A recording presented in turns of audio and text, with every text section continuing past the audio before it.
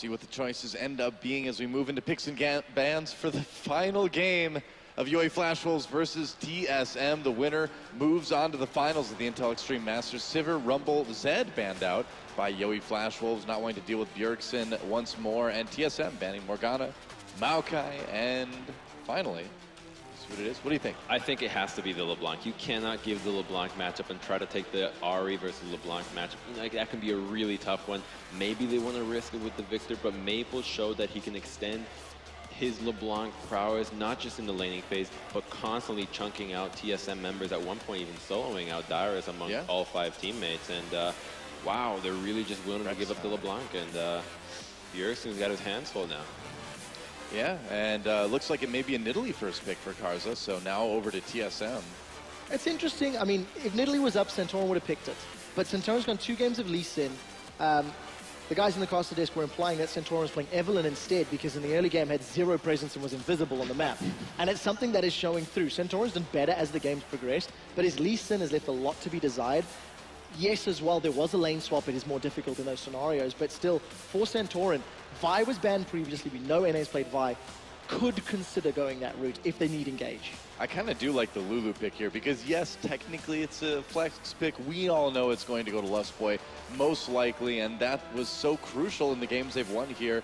Kind of, you'd say? Do you think it's a bit too early? And there we go, LeBlanc for Bjergsen too. Pretty solid first rotation. No surprises, and I think this is going to test Maple to see what answer he brings to the LeBlanc table, because every matchup that's left now, with the exception of a couple of oddball picks, are going to be really skill matchups. And if he takes a 1v1 like we saw last game and falls behind, this one's going to go really bad because their jungler is no longer a pick jungler, it's a poke. So you're not going to be able to punish LeBlanc's over-aggressiveness as much as you were last game versus the Zed. Difficult situation for Flash Wolves. Wow, and Flash Wolves saying, hey, well, we're just going to go double AD. There you go. Now you know. TSM aware of it. How do you kind of, well, what do you pick now that you know that that's what it's going to be for the UA Flash Wolves? I think TSM has to go with a little bit of a harder engage composition now. I think the Lissandra top lane will be a good pick here again, just because you can easily get in the backline, and you know, Dyrus just has to go for really good flanks and can get that. And you've already shown that Lustboy can make your top lane engage champions, such as a Kennen, that much stronger. And the Vi, you know, if you get a Lissandra as your last pick, perhaps even a Kennen if you want to go for a more team fight oriented lockdown, then it's going to really shut down this double AD composition. I really don't like that they showed their hand so early. The one thing I do want to see what Flash Wolves decided for their support pick. Is it going to be the Janna? Is it going to be the Nami? What do they prioritize as the most important? All of them are going to be difficult because Vi's not going to be affected. So I like the idea of sticking a Lissandra into that who can follow up. But Dyrus needs to be a little bit more impactful. I think in the previous game, if it wasn't for Bjergsen and Wild Turtle getting off to such good starts, I really don't know if Dyrus would have had the same level of impact that he did. I felt like he was caught out, and I didn't feel like his ultimates were as impactful. Well, yeah, I totally agree. I mean, and in the end, we still saw him getting caught out in the later stages of those games. You know, if the mid lane, if the bot lane doesn't have as much presence, you really can't allow that to happen again.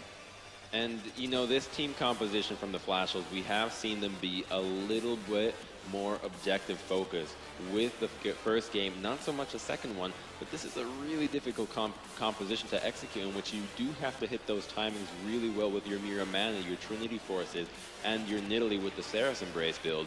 And, you know, you don't have a whole lot of hard engage, to be honest. You have practically none, and it's Sion really being your front line while you get enough poke. And the Lulu shields, to be honest, should be enough to mitigate quite a bit of it, especially considering that LeBlanc can mimic a lot of it. One of the things that I do like about the Sion swap as opposed to Gnar, Stake did not demonstrate a strong Gnar play yesterday, so I prefer the Sion. We've been discussing, you know, the play and the champions that Stake's been successful on. It's a little more difficult to make the mistakes in the Sion. You're expected to miss your ultimate, everybody is. Pretty much, yeah. Wouldn't be entertaining if you didn't. Exactly, but everything else, it is a super strong front line, and it is one of those stories where if Stake can get to be beefy enough to at least draw some aggro, draw some attention, maybe buy time for the double ADs. But, you know, you've touched on the fact that there's a lot of hard engage from Team Solo mid.